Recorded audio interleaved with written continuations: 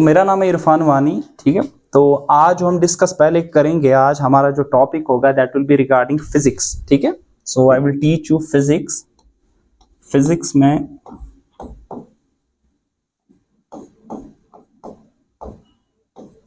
First of all we will discuss the syllabus of class 11th। ठीक है, तो क्या क्या आपके पास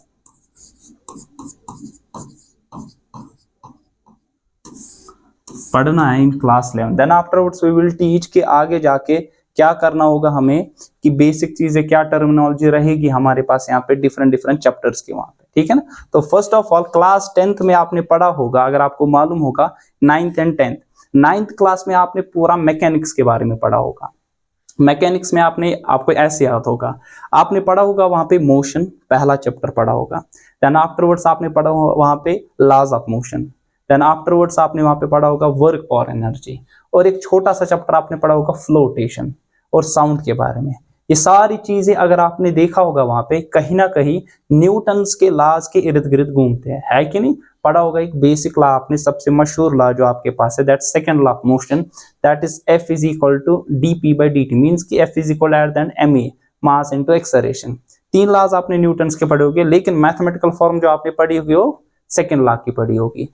कहीं ना कहीं ये सारे जो भी चैप्टर्स है ना, न्यूटन्स के लॉज के इर्द गिर्द घूमते हैं। Such type of physics we call this as mechanics. ठीक है, उसको हम क्लासिकल फिजिक्स भी, हमें आगे जाके वो डिस्कस भी करना है। ऐसा मैं क्यों कह रहा हूं आपको? फिर 10th क्लास में जब आप आए होगे, फिर आपने 10th क्लास में पढ़ा होगा पहला ही चैप्टर जो होगा आपका, that was light reflection and refraction के बारे में। देन आफ्टरवर्ड्स आपने पढ़ा होगा ह्यूमन आई के बारे में।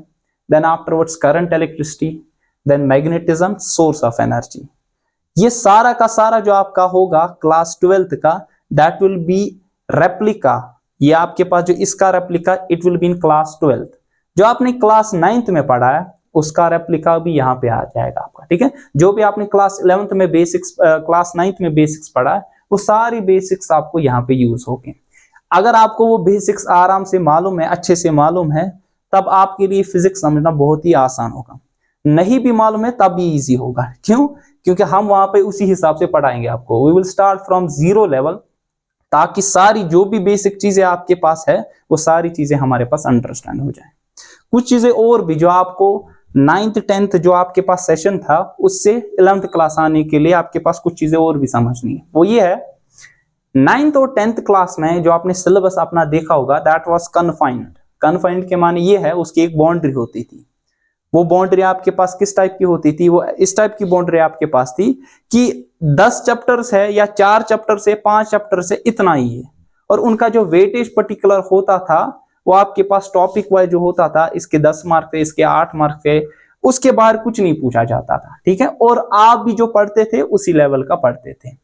लेकिन यहाँ पे जो पूरी फिजिक्स आपने पढ़ी होगी ना क्लास 9th में या क्लास 10th में, पूरी फिजिक्स अगर आपने पढ़ी होगी, यहाँ पे वो एक चैप्टर है। ऐसे आपको 10 टाइम्स 12 टाइम्स आपके पास 10 गुना 12 गुना आपके पास वो चैप्टर्स आपके पास यहाँ पे आ जाएंगे। It means there is a drastic change from class 10 to class 11th। बच्चा 10th में यहाँ पे होता है, सिलेबस के अकॉर्डिंगली वो यहाँ से लेकर यहाँ तक आ जाता है। मगर जो कॉन्फिडेंस लेवल होता है बच्चे का वो क्या होता है, पहले 10th क्लास में अच्छे खासे मार्क्स लाता है।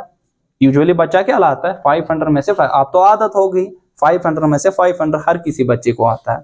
500 से 500, 490, 495 लेवल क्या होती है, कॉन्फिडेंस क्या होता है बच्चे का यहाँ। लेकिन जब वो 11th में जाता है ना, वो कॉन्फिडेंस इधर से आके इधर जाता है। ठीक है ना, अब वो कॉन्फिडेंस लेवल इस टाइप का होना चाहिए ताकि अपनी परफॉर्मेंस का बूस्ट कर पाओ। ऐसा नहीं होना चाहिए कि आपने वो कॉन्फिडेंट रखा होगा, उससे आपके पास जो 11th क्लास का है ना, उससे वो बूस्ट अप होना चाहिए। ठीक है, तो सिलेबस हमारे पास क्या है वो हम पहले डिस्कस कर लेंगे यहाँ पे। ठीक है, सो आपके पास यहाँ पे जो होगे, it will be consisting of units. 10th class में 9th क्लास पे आपने एग्जाम दिया होगा स्कूल्स में, वहां पे लिखा होगा यूनिट फर्स्ट, उसमें 2-3 चैप्टर्स होते थे। यूनिट सेकंड है कि नहीं, फिर T1 T2। In the same way यहाँ पे हम यूनिट्स को डिस्कस करेंगे। Internally those units will consist of number of chapters, ठीक है। वहां पे या आप ऐसे कह सकते हैं छोटे छोटे सब टॉपिक्स वहां पे होंगे, दोज विल बी चैप्टर्स, ठीक है ना। वो छोटे छोटे चैप्टर्स क्या होंगे वो भी यहाँ पे हम डिस्कस कर लेंगे, ठीक है। जो पहला यूनिट है that's one of the important unit, जो पहला होगा that will B mathematical tools. आपको लिखने की जरूरत नहीं है, ये सारी चीजें जो भी है ये आपको शाम को मैं टेलीग्राम ग्रुप या व्हाट्सएप ग्रुप जो भी है वहां पे आपको सेंड कर दूंगा, ठीक है ना। सो mathematical tools it will be first unit. This mathematical tools consist of सब टॉपिक्स आल्सो, जिनको हम चैप्टर्स यहाँ पे कहेंगे, ठीक है ना। क्या क्या वो हो गया आगे जाके डिस्कस करें, पहले ये डिस्कस करते हैं। सेकेंड यूनिट जो हमारे पास है that's units and measurements. Units and measurements, ये मान लीजिए इस तरह है आपके पास है ये दो यूनिट्स, जैसे कि मान लीजिए आपको जंग पे जाना है लड़ने के लिए, ठीक है ना। आपके पास हथियार है, ठीक है ना, लेकिन हथियार आपके पास है, आपको चलाने नहीं आते हैं, ठीक है। तो जंग जीत पाओगे नहीं जीत पाओगे, ठीक है ना। हथियार है लेकिन नहीं चलाने आते। दूसरा ये है कि आपके पास चलाने तो आते हैं, हर कोई डिफरेंट डिफरेंट टाइप का जो हथियार है वेपन है ये कैसे आप चला सकते हो, ठीक है ना। एग्जांपल दे रहा हूं, कभी जंग पे नहीं जाना। तो हथियार किस टाइप का है आपको चलाना आता है, लेकिन आपके पास हथियार ही अवेलेबल नहीं है। आपको मालूम है कि कौन सा हथियार कैसे चलाना, लेकिन हथियार ही अवेलेबल आपके पास नहीं है, ठीक है। होगी दूसरी प्रॉब्लम, ठीक है। अब इन दोनों प्रॉब्लम्स को हमें टैकल करना है। एक तो क्या क्या हथियार हमारे पास है, व्हाट आर द टूल्स, कौन कौन से टूल्स हमारे पास यहाँ पे है जो कि हम यहाँ पे यूटिलाइज कर सकते हैं in order to deal with physics. वरना यूजुअली अगर आपके पास ये हथियार नहीं मालूम है ना, देन आफ्टरवर्ड्स क्या होगा, आपको फिजिक्स ऐसी दिखेगी जस्ट लाइक एनाकोंडा। अगर किसी के सामने एनाकोंडा आ जाएगा यूजुअली तो सीधी सी बात है वो उसको क्या समेटेगा, अंदर ले जाएगा। आपको फिजिक्स इसी टाइप की दिखेगी, आपको जो फिजिक्स है वो इसी टाइप की दिखेगी, ठीक है। You should know all these mathematical tools. तब ये जो पहला यूनिट आपके पास है इसका नाम ही हमारे पास है दैट इज मैथमेटिकल टूल्स, ठीक है ना। सो मैथमेटिकल टूल्स में आप ऐसे टॉपिक्स को पढ़ोगे जो आपके पास यूज होगे, यूटिलाइज होगे, कहां पे, in order to deal with the physics यहाँ पे, ठीक है ना।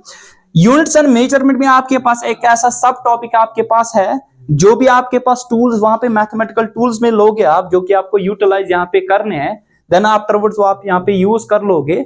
यहाँ पे भी ऐसे कुछ टूल्स आपको मिलेंगे ताकि आप फिजिक्स के साथ यहाँ पे क्या डील कर पाओगे, ठीक है। बात आई समझ। नेक्स्ट जो हमारे पास यूनिट है third one. So in nutshell हमें क्या करना है, एक तो हमें टूल्स भी मालूम होने चाहिए एंड उन टूल्स को हमें कैसे यूटिलाइज करना है, कहां पे यूज करना है वो भी हमें आना चाहिए।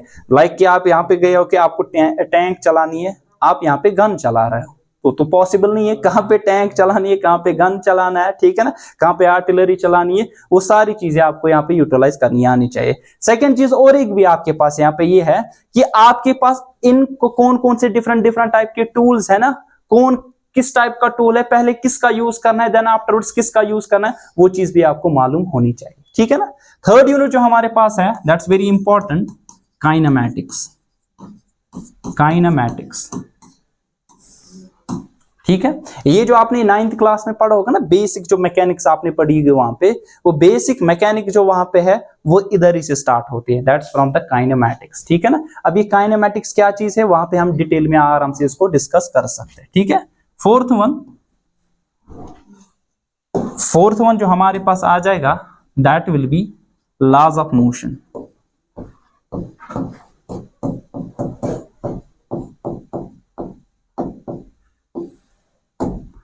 फोर्थ यूनिट जो हमारे पास है that is the laws of motion, ठीक है। 9th क्लास में आपने पढ़ा होगा, जो बेसिक चीज आपने डिस्कस की होगी वहां पे, that's from the laws of motion, वहां पे आपने देखा होगा, ठीक है। एक्चुअली वहां पे जो मैकेनिक्स का जो पार्ट है वो लॉज ऑफ मोशन से आपने देखा, पहले मोशन देन आफ्टरवर्ड्स आपने पढ़ा होगा नेक्स्ट चैप्टर वहां पे, that is the laws of motion, ठीक है ना। सो ये यूनिट यहाँ पे हम डिस्कस कर लेंगे, ठीक है। फिफ्थ यूनिट जो हमारे पास है ये भी आपने डिस्कस किया होगा in class 9, that's work, power and energy. Work, energy and power,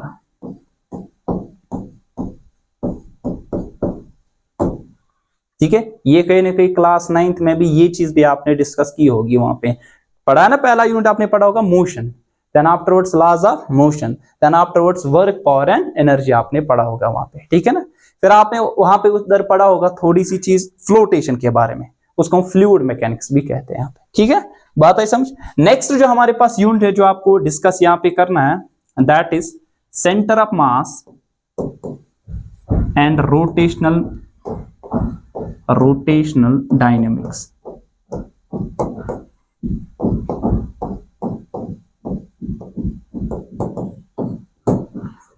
COM, that is the centre of mass and rotational dynamics. ये भी थोड़ा सा आपने 9th क्लास में अगर पढ़ा होगा, वहां पे आपने जब पढ़ा होगा लॉज ऑफ मोशन में, वहां पे कंजर्वेशन ऑफ मोमेंटम के बारे में आपने वहां पे पढ़ा होगा 9th क्लास में। वहां पे मोमेंटम में आपने थोड़ा सा कोलिजन के बारे में पढ़ा होगा वहां पे, ठीक है। जो थर्ड लॉ ऑफ मोशन जो आपने पढ़ा होगा वहां पे कहीं ना कहीं कोलिजन के बारे में पढ़ा होगा। यहाँ पे भी सेंटर ऑफ मास में हम कोलिजन्स के बारे में डिस्कस कर लेंगे, देन वहां आफ्टरवर्ड्स क्या चीजें वहां पे रहेगी वो भी हम डिस्कस करेंगे। रोटेशनल डायनेमिक्स एक डिफरेंट टॉपिक है, वहां पे आपने वहां पे सर्कुलर मोशन पढ़ा होगा। मान लीजिए जैसा सर्कुलर मोशन है उसी टाइप का कुछ ना कुछ पैटर्न का आपके पास यहाँ पे रोटेशनल डायनेमिक्स भी आ जाएगा, ठीक है ना। 7th यूनिट जो हमारे पास है यहाँ पे डिस्कस करना, दैट इज ग्रेविटी। ये भी आपने पढ़ा होगा, ग्रेविटेशन। ये यूनिट भी आपने डिस्कस किया होगा क्लास 9th में। वहां पे कहीं ना कहीं आपने पढ़ा होगा वहां पे न्यूटन्स लॉ ऑफ ग्रेविटेशन है कि नहीं, universal law of gravitation. Then afterwards acceleration due to gravity, satellites, बाकी इन चीजों के बारे में आपने डिस्कस किया होगा। यहाँ पे डिटेल में वहां पे भी हम समझेंगे। इसको यहाँ तक पहुंचने में कहीं ना कहीं हमें 5 से 6 महीने लगेंगे, 5 से 6 महीने यहाँ तक लगेंगे, minimum 5 months। Then afterwards we will reach to gravitation. पहले ये 6 यूनिट्स कंप्लीट करने में कम से कम आपको 5 months लगेंगे। 8th यूनिट जो हम यहाँ पे डिस्कस करना है, जो कि अभी मैंने बता दिया था 9th क्लास में आपने थोड़ा सा पढ़ा होगा फ्लोटेशन के बारे में, दैट्स इन फ्लूइड मैकेनिक्स, ठीक है, फ्लूइड मैकेनिक्स। और साथ ही में यहाँ पे आप सॉलिड मैकेनिक्स के बारे में पढ़ोगे।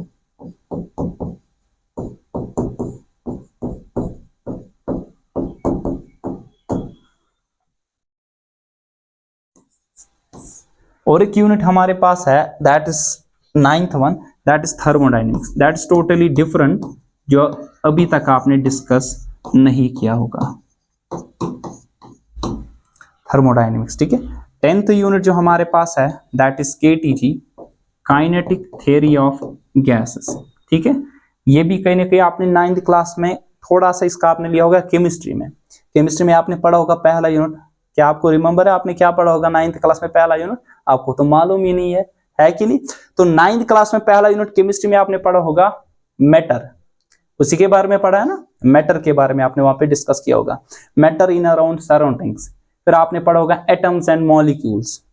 मैटर इन अराउंड सराउंडिंग्स में आपने कहीं ना कहीं गैस स्टेट के बारे में पढ़ा होगा, ठीक है।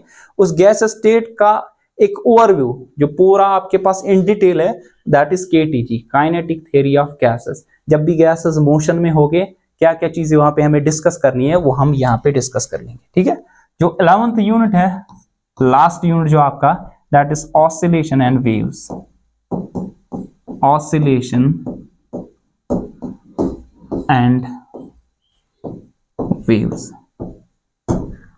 These are 11 units. You are in class 11th and you have to teach 11 units. मैं आपको टीच करवाऊंगा यहाँ पे 11 यूनिट्स, और 11 यूनिट्स के लिए आपको कम से कम मिनिमम 10 months लगेंगे। मिनिमम आपको 10 months मेरे साथ जुड़ना है ताकि आप इन 11 यूनिट्स को क्रैक कर पाओगे। ये 11 यूनिट्स आपको ऐसे डिस्कस करने हैं ताकि आप कल को, जो अगर आप मेडिकल फील्ड से है तो आपको कल को नीट जैसा एग्जामिनेशन क्रैक करना है। अगर आप नॉन मेडिकल फील्ड से है तो कल को आपको जी जैसा एग्जामिनेशन को क्रैक करना पड़ेगा। जरूरी नहीं को कोई बोलेगा सर मुझे पर्टिकुलरली क्या जेई के लिए पढ़ना है, कोई बोलेगा क्या मुझे नीट के लिए पढ़ना है, नहीं, इसके अलावा भी आपके पास कोर्सेज है। लेकिन अगर आपका, आई बेट यू कि अगर आपका प्लिंथ स्ट्रांग है, आपके पास कोई भी टाइप का एग्जामिनेशन आ जाए, कॉम्पिटेटिव एग्जामिनेशन कोई भी टाइप का आपका हो, आप किसी भी फील्ड में चले जाओ, आपको कभी भी किसी टाइप की प्रॉब्लम नहीं होगी। चाहे कोई ऑनर्स करे या किसी प्रोफेशनल कोर्स में जाए। ऑनर्स के माने ये है एक पर्टिकुलर सब्जेक्ट में आप रिसर्च, कल को आप पर्टिकुलर सब्जेक्ट में BSc फिर MSc रिसर्च कर पाओ उसमें, ठीक है। या आप दूसरा ऐसा कर सकते हैं, प्रोफेशनल कोई कोर्स, कोई बोलेगा मैं इंजीनियरिंग कर लूंगा, कोई बोलेगा मैं डॉक्टरी कर लूंगा, कोई बोले मैं कंप्यूटर एप्लीकेशंस में, आईटी सेक्टर में, किसी ना किसी सेक्टर में आप जाओगे वहां पे। लेकिन अगर आपका प्लेन स्ट्रांग है, आप हर एक फील्ड में आपका कैलिबर वो अच्छा होगा। ठीक है, बात आई समझ। These are the 11 units. पहला आपके पास मैथमेटिकल टूल्स आपके पास है, then afterwards units and measurements, kinematics, laws of motion, work power and energy, then afterwards COM and rotational dynamics, gravitation, thermodynamics, KTG, fluid mechanics and solid mechanics and oscillation. These are units. मैंने आपको discuss किया पहले ही, units में आपको क्या चीजें पढ़नी है।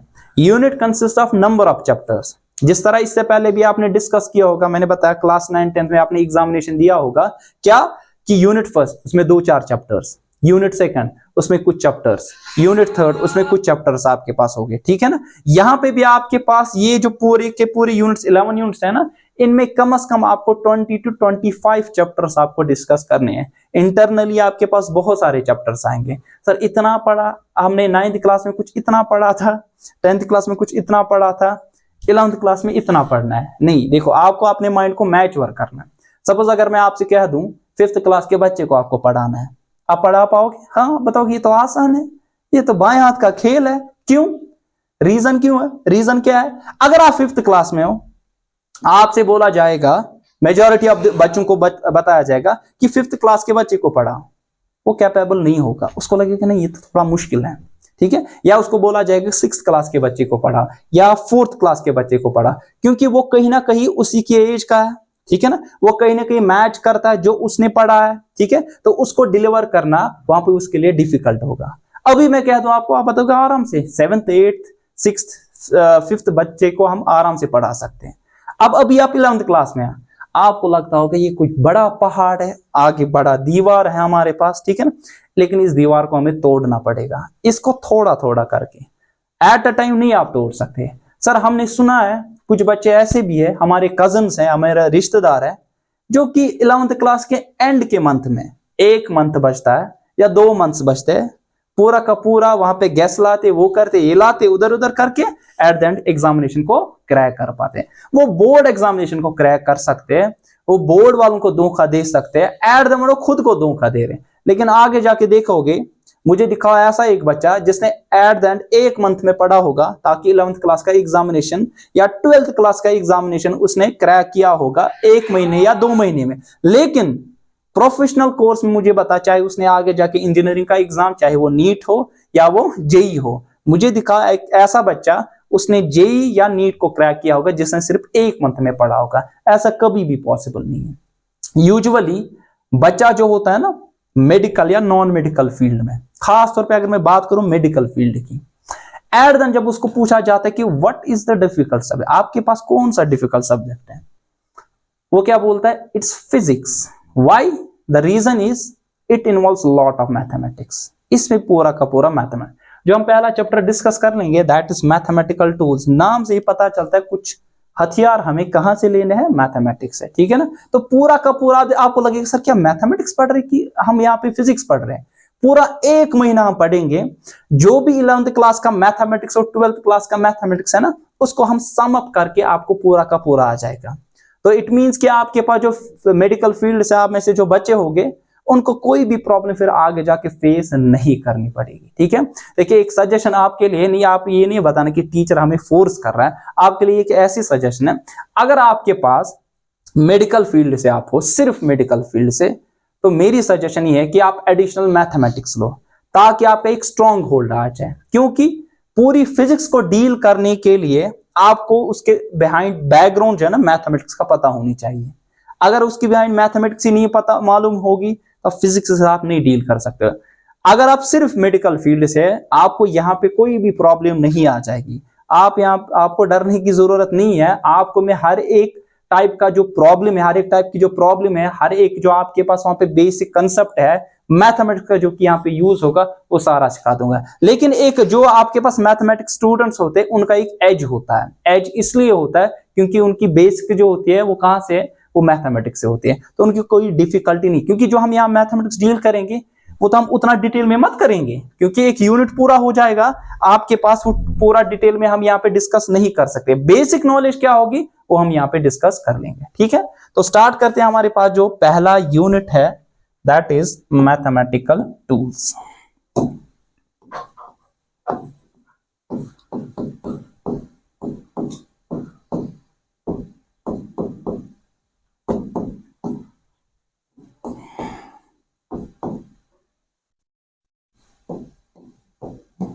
So what is a mathematical tool?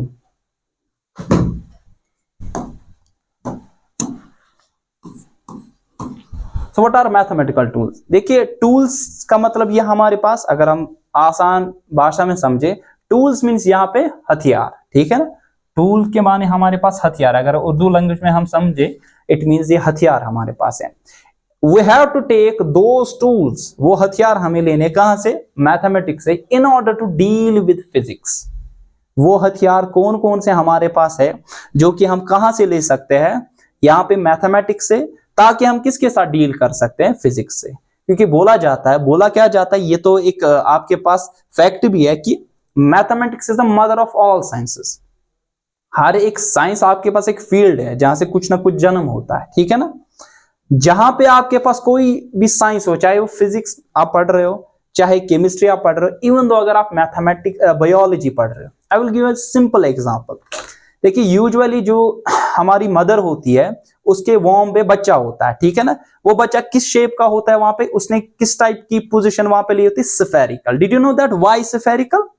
आपको मालूम क्यों स्फेरिकल? वो लेटरल भी रह सकता है, जगह ज्यादा पकड़ेगा, क्योंकि sphere for a given area, आपके पास फॉर ए गिवन वॉल्यूम, आपके पास जो स्फीयर है ना वो सबसे कम जगह लेता है। स्फीयर जो है ना वो सबसे कम जगह लेता है। तो ये चीज अगर आपको मुझे एक्सप्लेन करवानी होगी, ऑन व्हाट बिहाफ, मैं किस बिहाफ पे आपको बोल सकता हूं, it's on the behalf of mathematics. अगर मैं आपको मैथमेटिक्स के बिना पे बता दूं, या थोड़ा सा आपने पढ़ा होगा 10th क्लास में जेनेटिक्स के बारे में, सो मेंडल्स लॉ वो क्रॉस करके वहां पे भी एक बेसिक मैथमेटिक्स आपने देखा होगा, वहां पे यूज होता है। इकोलॉजी आप आगे जाके पढ़ोगे, वहां पे भी आपके पास वहां पे बेसिक मैथमेटिक्स यूज होगा।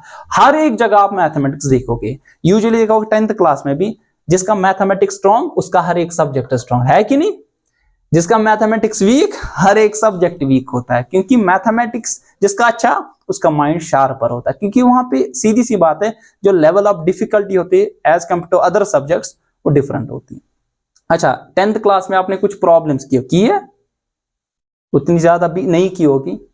आपको यहाँ पे 11th क्लास में एट मिनिमम कम से कम 3000 प्लस न्यूमेरिकल्स करनी है, 3000 प्लस, ताकि आप प्रिपेयर हो पाओ जेई या नीट जैसे एग्जामिनेशन के लिए, ठीक है। हमारा मेन फोकस जो है, आगे जाके बच्चा जो कॉम्पिटिटिव एग्जाम है कोई भी टाइप का, वेदर आप नीट जेई दो, ओलंपियाड दो, वेदर आप एनडीए का एग्जामिनेशन दो, चाहे किसी भी एंट्रेंस जो भी कॉम्पिटिटिव एग्जाम हो, वहां पे आप आराम से बैठ पाओ, ठीक है ना। ताकि वहां की जो आपके पास, पहले कहते हैं कि 50% of question is done when you understand the question.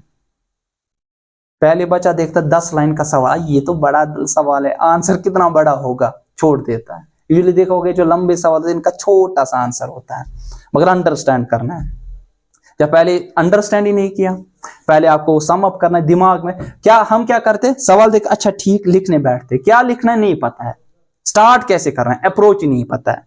अगर आपको अप्रोच पता है, यूजुअली मैंने देखा है बच्चों को फ्रॉम लास्ट 8 to 9 years, मैंने अपने इस कैरियर में देखा कि हर कोई बच्चा उस टाइप की न्यूमेरिकल कर पाता है, हर कोई बच्चा उस टाइप की न्यूमेरिकल कर पाता है जो उसको टीचर ने दिखाई होगी, यूजुअली जो टीचर ने दिखाई होगी।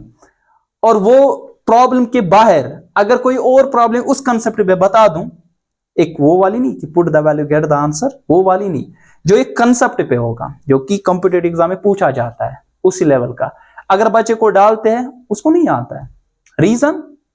रीजन उसने न्यूमेरिकल को याद रखा होता है, उसने कंसेप्ट को नहीं सीखा होता है।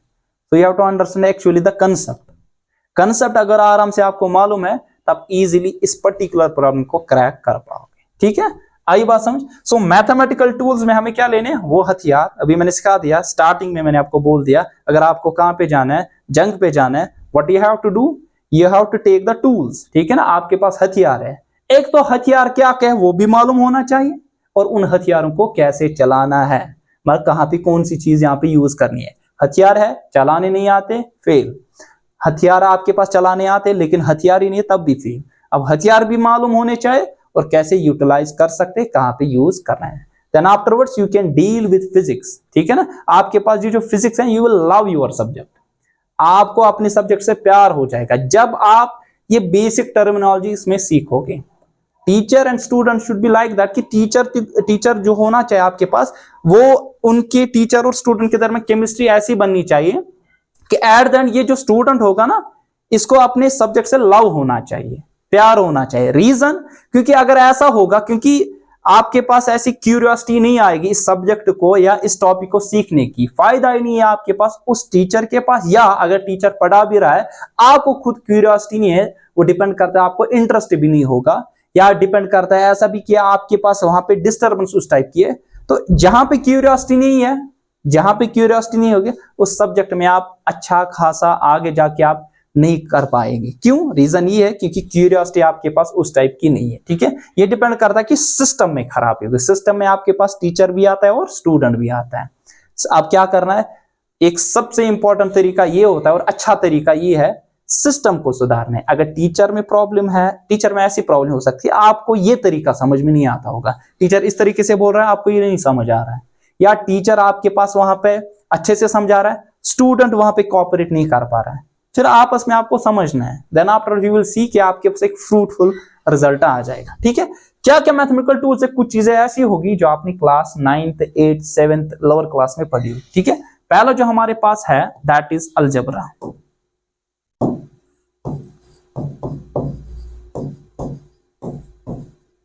ठीक है। ये जो अलजेब्रा है इसमें आपने पढ़ा होगा लोअर क्लास में, जैसे कि आपने पढ़ा होगा वहां पे लीनियर इक्वेशंस, ठीक है ना, या रियल नंबर्स, उसके बारे में आपको मालूम होना चाहिए, ठीक है। लीनियर इक्वेशंस, ठीक है, उसके बारे में पता होनी चाहिए, या क्वाड्रेटिक इक्वेशन आपके पास है उसके बारे में आपके पास मालूम होना चाहिए, एटसेट्रा एटसेट्रा। ये चीजें, ये बेसिक चीजें आपने तो कम से कम 10th क्लास 9th क्लास में पढ़ा होगा, पॉलिनोमियल्स इन सब के बारे में, ठीक है।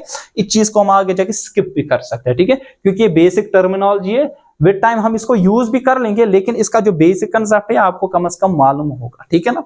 देन आफ्टरवर्ड सेकंड जो आपके पास है, जो कि यहां पे आपको डिस्कस करना है, second one that is trigonometry. पढ़ा होगा आपने रिसेंटली, 10th क्लास में आपने रिसेंटली इसको पढ़ा होगा, ठीक है। अब यहाँ ट्राइगोनोमेट्री आपने जो बेसिक ट्राइगोनोमेट्री पढ़ी है 10th क्लास में, ठीक है ना, बेसिक, वहां पे आपने 3 आइडेंटिटीज पढ़ी होगी। One is sine square theta plus cos square theta is 1, 1 plus tan square theta is equal sec square theta, 1 plus cot square theta it's equal to cosec square theta, ठीक है। ये 3 identities simple वाली आपने पढ़ी होगी वहां पे, इनको बे आइडेंटिटीज क्या होती है आगे जाके डिस्कस कर लेंगे, लेकिन ऐसे ही कम से कम 50 to 60 आइडेंटिटीज आपके पास है जो कि आपको रिमेंबर करनी पड़ेगी। अब वो आइडेंटिटीज क्या सारी याद रखनी पड़ेगी? नहीं, उनका एक लॉजिक है। देखिए यूजुअली बच्चों को क्या होता है, अगर 100 फॉर्मूलाज है, देयर आर 100 फॉर्मूलाज, बच्चा 100 के 100 फॉर्मूलाज को फिर रिमेंबर कर पाता है, ठीक है।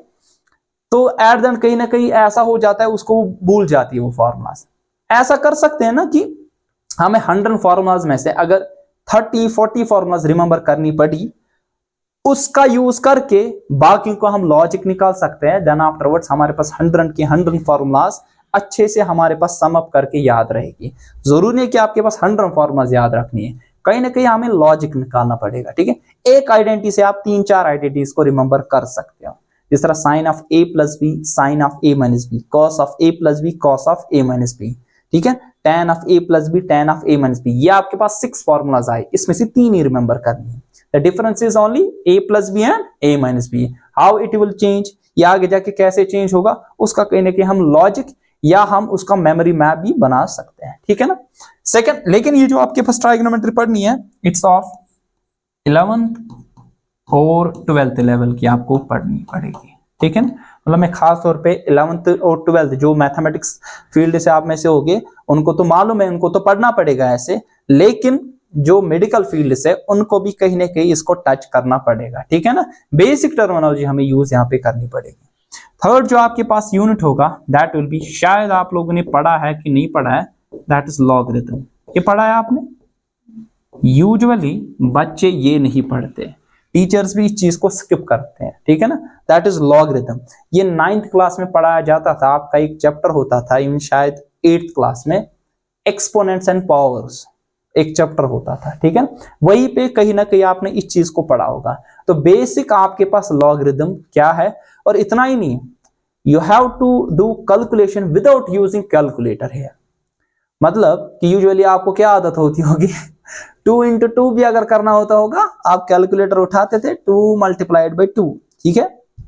यहां पे आपको through over the session 11th 12th NEET JEE जो भी आपके पास सेशन आगे जाके, जब तक आप कॉम्पिटिटिव एग्जाम क्रैक ना कर पाओ, आपको कैलकुलेटर उठाना ही नहीं। यहाँ पे आपको ऐसी कैलकुलेशन करनी पड़ेगी, प्रिडिक्ट करना पड़ेगा, ताकि आप खुद ही, चाहे वो डेसिमल्स में हो, उनको डिवाइड करना पड़े, मल्टीप्लाई करना पड़े, इवन किसी भी नंबर का आपको लॉग निकालना पड़ेगा, ठीक है ना। यूजुअली आपने पढ़ा होगा, अगर आप में से किसी ने लॉगरिथम पढ़ा होगा, वहां पे आपने लॉगरिथम टेबल का यूज किया होगा। तो वो लॉगरिथम टेबल हम यहाँ पे यूज, वहां पे कैरेक्टरिस्टिक एंड मैंटिसा, इस चीज के बारे में आपने देखा होगा, यहाँ यूज ही नहीं करना है। आप देखो विद इन सेकेंड्स आप इन चीजों को निकाल पाओगे। यहाँ पे कैलकुलेशन आपकी फास्ट होनी चाहिए, क्योंकि जिसकी कैलकुलेशन अच्छी आपके पास कैलकुलेशन है, देखो कल को नीट दोगे या जेई, वहां पे कितना टाइम है आपके पास सवाल को करने में, did you know that? 1 minute. जो सवाल आप 15 मिनट में करते हो ना घर में, 1 मिनट में करना है, ओनली इन 1 मिनट। आपको क्या लगता है वहां पे ऑब्जेक्टिव टाइप होता तो टिक देना है यूजुअली बच्चों को ये पता है कि वहां पे 4 ऑप्शन है, एक ऑप्शन टिक है कि नहीं। तो लेकिन उसके बिहाइंड एक सोल्यूशन होता है। 4 ऑप्शंस गिवन होते हैं आपके पास 4 ऑप्शंस होते हैं, लेकिन वो 4 ऑप्शंस में से कौन सा करेक्ट है, ये जो पर्टिकुलर प्रॉब्लम है उसको सॉल्व आपको खुद करना है। वहां पे स्क्रैप बुक होगी, आपको खुद सॉल्व करना है। ऐसा नहीं कि आपके पास ऐसे दिमाग में, जब बच्चा अच्छे से, आपके पास कैलिबर अच्छा होगा, बेसिक कंसेप्ट अच्छे से होंगे, आपकी कैलकुलेशन इतनी फास्ट होगी। आधे बच्चे ऐसे मैंने देखे हैं कि दिमाग में ही कैलकुलेशन करते हैं, ऐसी कैलकुलेशंस भी होती है जो आप दिमाग में ही कर पाओगे, आपको पेन और पेपर लेने की जरूरत ही नहीं है, दिमाग में ही कर पाओगे। लेकिन वो दिमाग में वो बिहाइंड वो सोल्यूशन निकालता है। ऐसा नहीं कि देख के ये ऐसा किया, नहीं, वो तब आपके पास आएगा with time. You have to give a time. आपको बताया जाएगा कि नहीं आप 15 घंटे 16 घंटे पढ़ो, 20 घंटे पढ़ो, ये नहीं। अगर आप कंसिस्टेंट, अच्छा आप 15 घंटे आज बैठोगे ना, दूसरे दिन उठोगे ही नहीं।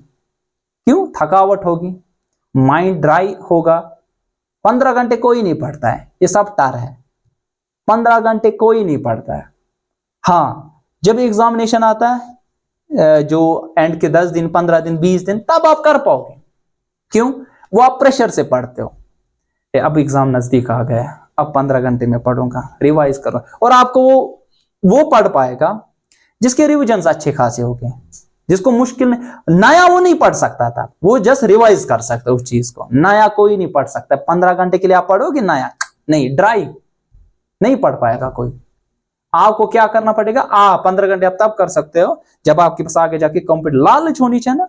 जब तक लालच नहीं होगी ना, कोई, मैं यहाँ पे पढ़ा रहा हूं, मुफ्त पढ़ाऊंगा। लालच भी है कहीं ना कहीं मेरे पास, पढ़ाना तो मुझे अच्छे लेवल का आपको है ना, कहीं ना कहीं मेरे पास है ना। देखो मेरे पास ये है कि नहीं, कल को फी आएगी, मुझे बच्चों को पढ़ाना है, मुफ्त तो कोई नहीं पढ़ाएगा ना। और जहां पे कहीं पे आपको मुफ्त पढ़ाया जाएगा ना, वो आपको कभी भी यूज नहीं होगा। मुफ्त कोई भी चीज नहीं मिलती है, मिलती है? कोई भी चीज मुफ्त में नहीं मिलेगी। फ्री जो भी मिलेगी ना कहीं आपको नुकसान है, कहीं ना कहीं आपका नुकसान है। आपको कुछ हासिल करना है, उसके लिए खोना पड़ेगा कुछ ना कुछ, चाहे वो धन हो, चाहे वो इंसान, किसी की सेहत ऐसी होती है, ठीक है ना। मैं दिन में कम से कम, जो अभी आप सेशंस लगे, मैं दिन में कम से कम 14 से 15 घंटे पढ़ाता हूं। पता ये क्यों मैं 14 से 15 घंटे पढ़ाता हूं? अगर जब मैं पहले स्टार्ट में, आज से when I was in class 10th class में जब मैं था, तब मैंने स्टार्ट किया पढ़ाना। मैं खुद 10th में था, 8, 9, 10th बच्चों को पढ़ाता था। 11th में था, 8, 9, 10th 11th के बच्चों को भी पढ़ाता था, साथ साथ अपने क्लासेस को भी। पता लालच क्या थी? लालच ये थी मैं पैसा कमाऊंगा, लेकिन अच्छे तरीके से, है ना। अच्छे तरीके से कैसे? पढ़ा भी रहा हूं। इससे क्या होता है, जब मैं खुद, आपने देखा होगा जो, अगर किसी को कोई चीज आप पढ़ाते हो ना, वो चीज याद रहती है ना, वो कभी भी नहीं भूल जाती है, वो याद रहती है। एक तो मुझे याद भी रहती है, और दूसरा ये भी था कि नहीं, आगे जाके मेरा रेवेन्यू भी जनरेट हो रहा है। उससे ये होता था आगे जाके जो भी एंट्रेंस का एग्जाम था मेरा, उसमें उतनी डिफिकल्टी फेस ही नहीं करनी पड़ी। मैंने सेल्फ स्टडी किया, कहीं पे नहीं पढ़ा है मैंने। अब बताओगे कहीं पे बड़े कोचिंग सेंटर उधर इधर नहीं, कहीं पे भी नहीं। और सेल्फ स्टडी आपके लिए बेस्ट। मैं यहाँ पे आपको पढ़ाऊंगा ना, आगे जाके आपको पढ़ाऊंगा, ये तो आपको अच्छा लगा, टीचर ने जबरदस्त पढ़ाया, क्या खतरनाक पढ़ाता है। 10 दिन के बाद देखोगे अपनी कॉपी समझ ही नहीं आ रहा है। क्यों? रीजन क्या है? रिवीजन, खुद सेल्फ स्टडी करनी है। जब तक आप रिवाइज नहीं करोगे ना, less is always more. Did you know that? Less is always more. थोड़ा यूजुअली मैंने देखा जब बच्चा 11th में चढ़ता है, यूजुअली क्योंकि 10th में होता है ना, उधर होता है क्रेज, 480 लाए, 490, 500 निकलता है, बच्चा आता है बड़ी सी रेफरेंस उठाए ऐसे। यूजुअली मैंने देखा लड़कियों को ऐसे चलते हो, बड़ी सी रेफरेंस दिखाते, ये बड़ी रेफरेंस है मैंने लाई है। लड़का, मैं यहाँ पे टीज नहीं कर रहा हूँ किसी को, जस्ट मजाक के तौर पे आपको बता रहा हूँ। यूजुअली मैंने देखा स्टूडेंट्स को बड़ी रेफरेंस कौन कौन से लाने, फिजिक्स के लिए S C Verma, DC Pande, ठीक है, NCERT, बाकी केमिस्ट्री के लिए OP टंडन, ये मैथमेटिक्स के लिए सिंगेज, वो डिफरेंट लाइन, चार रेफरेंस एक। फिर क्या होता है एट द एंड, एक साल खत्म, वो चारों के चारों रेफरेंस दीवार के साथ वहां पे अलमारी में होते हैं, पूरा व्हाइट पेज, किसी ने कभी नहीं पढ़ी होती। लेकिन और एक बंदा ऐसा होता है, उसने सिर्फ NCERT लाए या एक पर्टिकुलर रेफरेंस लाए या टीचर के क्लास के नोट्स है, उन्हीं को 10 बार रिवाइज किया, 15 बार रिवाइज किया, वो उनसे आगे निकलता है। क्यों? उसके पास लिमिटेड सोर्स था। अपने सोर्सेस को, ये जो आपके पास है ना, उनको मत फैलाओ, कन्फाइंड रखो, उसको 10 बार, 15 बार, 20 बार रिवाइज करो, वो याद रहेगी। आप क्या करोगे? वही चीज आप इधर पढ़ोगे। ये ऐसा है ना कि मौलवी साहब बात बताता है एक जगह, फिर दूसरी जगह सुनता है, फिर किसी और के पास सुनता है, फिर किसी और के पास सुनता है, फिर क्या हो जाता है? कंफ्यूजन, इसने क्या बोला, ये तो कुछ ये बोल रहा है, ये तो कुछ ये बोल रहा है, उसका भी वही कहने का गरज होता है, उसका भी। अब तरीका डिफरेंट होता है। जिस टीचर का भी आपको तरीका समझ में अच्छे से आ जाएगा, उसी टीचर के साथ आप लगे रहो, फोकस, आप आगे जाके आपका यील्ड जो बेहतरीन होगा। ठीक है, नेक्स्ट आपके पास जो होगा दैट विल बी लॉगरिथम। ठीक है, इससे बच्चा कहीं ना कहीं डरता है। ठीक है, इस डर को भी हम भगाएंगे। ठीक है ना। फोर्थ जो आपके पास यूनिट है that is binomial expansion. Binomial expansion,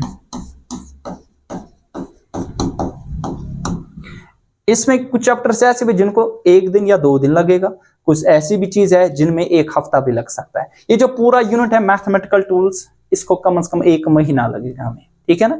आप देखोगे डिफरेंट जगह, डिफरेंट कोचिंग्स में या स्कूल्स में, कुछ टीचर्स ऐसे भी है जो इसको 2 दिन, 3 दिन या 4 दिन में, एट मैक्सिमम 5 दिन में खत्म कर देते हैं। वो क्या टॉपिक पढ़ाते वहां पे, जो इंपॉर्टेंट टॉपिक है वही पढ़ाते, वो क्या आगे जाके देखेंगे।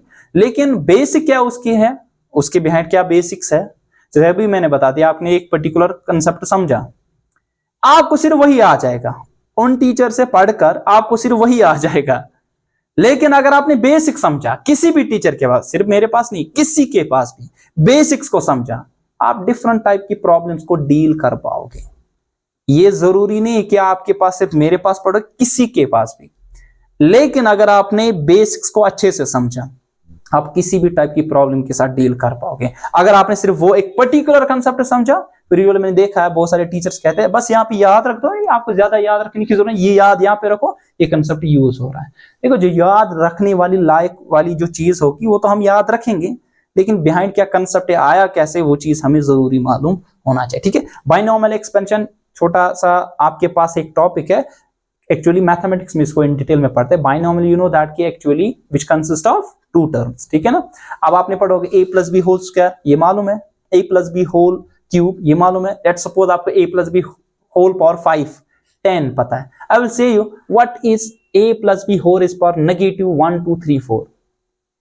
सही, किसके बराबर? a+b raise power 1/10, a+b raise power कुछ भी, या a-b रेज पावर कुछ भी, तो उसके लिए हम यहाँ पे बाइनोमियल एक्सपेंशन का यूज करते हैं। ठीक है, और आपको बता दो एक बात, ये जो बाइनोमियल एक्सपेंशन थी ना, ये थ्योरम, इसका जो प्रूफ आया ना, जिसने ही दिया था ना, आफ्टर 100 ईयर्स इसका प्रूफ आया, एंड दैट प्रूफ, ये जो प्रूफ वहां पे आया था ना इसका, वो बराबर वही था जो उसने दिया था। उससे तब पूछा गया था इसका ये प्रूफ है, इसका आप मैथमेटिकली बता दो ये रिजल्ट इसके बराबर क्यों है। उसको तो तब रिजल्ट उसका प्रूफ नहीं मालूम था, क्योंकि उसके पास लिमिटेड रिसोर्सेज थे, मैथमेटिक्स तब उतना डेवलप नहीं था। लेकिन आगे जाके जब उसका प्रूफ आया ना, तब वो बराबर, वो करेक्ट प्रूफ था। उसे हमें पता चलता कि बोल्ड प्रेडिक्शन क्या होती है। आपने 10th क्लास में पढ़ा होगा केमिस्ट्री, या 9th क्लास में मेंडलीव्स पीरियोडिक टेबल पढ़ा है। पीरियोडिक टेबल वहां पे पढ़ा होगा उसने, कुछ एलिमेंट्स का बता दिया कि यहाँ पे तो ये अभी डिस्कवर नहीं है लेकिन इन पोजीशंस पे आ जाएंगे, ठीक है, उसकी भी एक बोल्ड प्रेडिक्शन थी। तभी आपकी भी आगे जाके क्या होनी चाहिए, बोल्ड प्रेडिक्शन। ऐसे स्टूडेंट्स भी है, आपने पढ़ा होगा बोहर्स मॉडल ऑफ एटम, सुना है? Did you know who was Bohr? Bohr was a student of Rutherford, Rutherford का स्टूडेंट था। पहले रदरफोर्ड आया, फिर रदरफोर्ड की लिमिटेशन जो आई ना, to overcome the limitation of Rutherford, फिर बोहर ने वो अपना मॉडल ऑफ एटम दिया।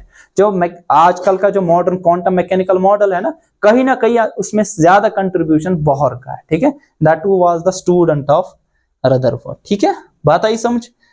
नेक्स्ट जो हमारे पास है, जो हमें यहां पे डिस्कस करना है, next unit, that is sets relation and function, sets a relation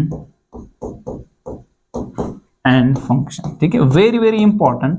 actually ये मैथमेटिक्स में पढ़ते हैं लेकिन यहाँ पे भी हम इसको डील कर पाएंगे, ठीक है। 6 जो यूजुअली टीचर्स पढ़ाते हैं, देखो इधर तक आने के लिए हमें क्या चीजें देखनी है, यहां तक आना है, then after we will move to this unit, इस वाले चैप्टर को। क्यों? क्योंकि वो बेसिक्स मालूम है ना, तभी आप इसको डील कर पाओगे, खास तौर पे जब ये मालूम होगा। ये तो यूजुअली नहीं पढ़ाता है, ठीक है, वो क्या है, दैट्स कैलकुलस, ठीक है, कैलकुलस। कैलकुलस में आपके पास पढ़ना है डिफरेंशिएशन,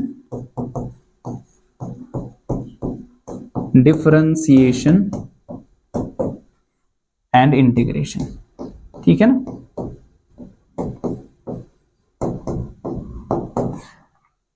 डिफरेंशिएशन और इंटीग्रेशन, ठीक है, और साथ में इनकी क्या पढ़नी पड़ेगी आपको, एप्लीकेशंस, साथ ही में इनकी एप्लीकेशंस भी पढ़नी पड़ेगी, ठीक है ना। सो डिफरेंशिएशन की एप्लीकेशन मतलब एप्लीकेशन ऑफ डेरिवेटिव्स, आगे जाके इस चीज को हम डिस्कस कर लेंगे। एप्लीकेशन ऑफ इंटीग्रल्स यहाँ पे हमें डिस्कस करना पड़ेगा, ठीक है। देन आफ्टर 7th वन जो आपके पास आएगा, that will B graphical portion, that will B graphs, ठीक है। यूजुअली आप देखोगे आगे जाके कॉम्पिटिटिव एग्जाम में it will be near about 15 to 20% अंदर वाले रूम में, ठीक है, 15 to 20% जो आपके पास वहां पे पोर्शन होता है ना, जो क्वेश्चंस आपके पास पूछे जाते हैं in competitive examination, that's from graphical portion. Usually बच्चे को क्या होता है, उसको ग्राफिकल पोर्शन आता ही नहीं है, कैसे इस पर्टिकुलर फंक्शन का मुझे ग्राफ ड्रा करना है, अच्छा ये ग्राफ कैसे वेरी होगा इस ग्राफ से, अच्छा अगर ग्राफ्स गिवन आपके पास वहां पे होगा तो कैसे मैं इससे डेटा को कलेक्ट कर सकता हूं, बच्चे को नहीं मालूम होता। क्यों? क्योंकि यूजुअली उसको एक पर्टिकुलर जो आपके पास इक्वेशन है उसका ग्राफ कैसे ड्रा करते वो नहीं आता है। ग्राफ ड्रा करना नहीं आएगा तो आपको ग्राफ को देख के एनालाइज करके चीजें निकालना नहीं आ जाएगा आपको, ठीक है ना। वो ग्राफिकल पोर्शन हम सीखेंगे, कैसे आपके पास एक स्ट्रेट लाइन का ग्राफ किस टाइप का आता है, ठीक है, अगर स्ट्रेट लाइन है तो क्या क्या इक्वेशन हो सकती है हमारे पास, क्वाड्रेटिक है उसका कैसा होगा, क्यूबिक है कैसा आ जाएगा, ठीक है ना, डिफरेंट टर्मिनोलॉजी है वो यहाँ पे देखेंगे। और लास्ट में जो हम देखेंगे वो सिनॉप्सिस, ठीक है ना। सिनॉप्सिस का मतलब ये है रिवीजन कर लेंगे सबका, ठीक है। तो इसको कहीं ना कहीं आपके पास 1 month, it will take near about 1 month, 1 महीना, ठीक है। बट बिलीव मी, अगर आपको ये 1 month अगर आपने अच्छे से पढ़ा, आपके लिए फिजिक्स मक्खन जैसे लगेगी, मक्खन जैसे लगेगी, ठीक है ना। जैसे मक्खन चबाओगे तो गायब हो जाएगा ना, लेकिन अगर आपने इस 1 महीने ध्यान नहीं रखा, इन चीजों को आपने स्ट्रॉन्ग नहीं किया, तो आपके लिए फिजिक्स कैसे लगेगी, जैसे आप क्या कंकर चबा रहे हो। कंकर चबाना आसान है कि मुश्किल? बहुत ही मुश्किल है, ठीक है ना। लेकिन अगर आपने इसको अच्छे से अपने माइंड में सेटअप किया तो आपको आगे जाके फिजिक्स मक्खन जैसी लगेगी, जिसको दांत में आपके पास फंसने का मौका भी नहीं मिलेगा। कंकर से दांत भी टूट जाएंगे, है कि नहीं, और मेहनत भी बहुत करनी पड़ेगी। हाँ, मेहनत तो हमें यहाँ करनी पड़ेगी, आगे जाके फिर आपके लिए आसान हो जाएगा, ठीक है, बात है समझ। तो ये हमारे पास पूरा का पूरा ओवरव्यू है जो कि आपको फिजिक्स में पढ़ना है। मेन फोकस जो हमारा रहेगा यहाँ पे वो ये फोकस रहेगा कि आगे जाके जो भी सवाल कॉम्पिटिटिव एग्जाम में पूछे गए हैं ना, फ्रॉम द फर्स्ट डे, देखो हम पहला यूनिट जो पढ़ेंगे मैथमेटिक्स टूल्स के आगे जो यूनिट्स एंड मेजरमेंट्स आ जाएगा, काइनेमेटिक्स या बाकी उस चैप्टर के अभी तक क्या क्या पीवाईक्यूज आए, प्रीवियस ईयर क्वेश्चंस, वो आपको एज अ डीपीपीज दिया जाएगा और यहाँ पे सॉल्व भी किया जाएगा। DPPs means daily practice problem. आपको डीपीपीज दी जाएगी और उन डीपीपीज का अगर आपके पास कहीं पे कंफ्यूजन आ रहा है तो उनका एक वीडियो सोल्यूशन भी आपका आ जाएगा। मान लीजिए कोई बच्चा ऐसा है, वो घर में है, उसको कोई कंफ्यूजन है, राइज हो गया, एक तो वीडियो जो आपके पास यहाँ पे चल रहा है, या आपको रिकॉर्डेड वीडियो आपके शाम को टेलीग्राम ग्रुप में मिलेगा या व्हाट्सएप ग्रुप में मिलेगा। फिर आपके पास यहाँ पे ये देख के 2-3 बार, लेट सपोज कि उसको वो कंफ्यूजन पर्टिकुलर जो था ना वो क्लियर नहीं हो पाया, वो क्या कर सकता है, टीचर को या ग्रुप में वहां पे मैसेज कर सकता है, I have a particular doubt. With in half an hour आपको उसका एक वीडियो सोल्यूशन मिलेगा। अगर पॉसिबल कि वीडियो सोल्यूशन जरूरी नहीं है कि अगर वो जस्ट आपके पास वहां पे टेक्स्ट टीचर करेगा उससे सॉल्व हो गया, अगर नहीं तो वीडियो सोल्यूशन टीचर देगा, अगर आपको तभी उस डाउट को क्लियर कराने की जरूरत होगी। अगर ऐसा होगा कि आप कल को आना चाहे तो अलग से आपके पास डाउट क्लास होगी ताकि वो डाउट आपको टीचर पर्टिकुलरली क्लियर कर पाए। एक चीज याद रख लेना, कश्मीरी में कहते हैं ना, अगर विंकस मन छो एग्जाम, अगर विंकस मन छो पगा मन चाहिए रिजल्ट, है ना, सीधी सी बात है। अगर अभी शर्माओगे तो कल को कब शर्माना है, रिजल्ट के दिन, है ना बच्चा। अब क्या मैं बताऊं, यहाँ बहुत सारे बच्चे हैं, कैसे टीचर को बताऊं, मुझे मन छान, मुझे शर्म आती है। शर्म क्यों, शर्म तो चोरी करने में, गलत चीज करने में, सीखने में तो नहीं है। इसलिए जब मैं पढ़ता था मैं ऐसे सवाल पूछता था, बहुत सारे हंसते थे, मतलब ऐसे भी सवाल होते थे जस्ट लाइक 2+2 ये क्या होता है, ये बताएगा हर कोई, तो आसान है, ये क्या पूछ रहा है। लेकिन जो तब हंस सकते थे ना मुझ पे, जो तब हंसते थे, अभी मैं उन पे हंस रहा हूं। रीजन ये है कि कल को जो मुझे टॉन्ट्स करते थे, जब आप कल को कामयाब होगे ना, अभी तो आपका कोई साथ नहीं देगा, अभी बोला जाएगा आपके जो रिश्तेदार है, घर वाले, उधर इधर जो क्लोज रिश्तेदार, अगर आप कामयाब ना हो, अगर आप कामयाबी की पहुंच पे नहीं पहुंच गए हो, तो बोला जाएगा ये दूर दराज का रिश्तेदार है, ऐसा ज्यादा खास नहीं लगता है। लेकिन कल को आपने अच्छा खासा एग्जाम क्रैक किया, मान लीजिए नीट क्रैक किया, मोहल्ले में एक डॉक्टर आ गया, इंजीनियरिंग का एग्जामिनेशन क्रैक किया, इंजीनियर बन गया, IIT NIT में चला गया, कल को आपको पता कौन आएगा, दुश्मन जो था ना वो भी आएगा, ये तो अपना रिश्तेदार है, ये तो अपना, ये तो सगा है, ये तो क्लोज रिश्तेदार है मेरा। क्यों, आप कामयाब हो, जब कामयाब होगे हर कोई आपके पीछे आ जाएगा। ठीक है, तो बाकी इंशाल्लाह हम इसमें कल डिस्कस कर लेंगे। ठीक है, इसकी PPT भी आपको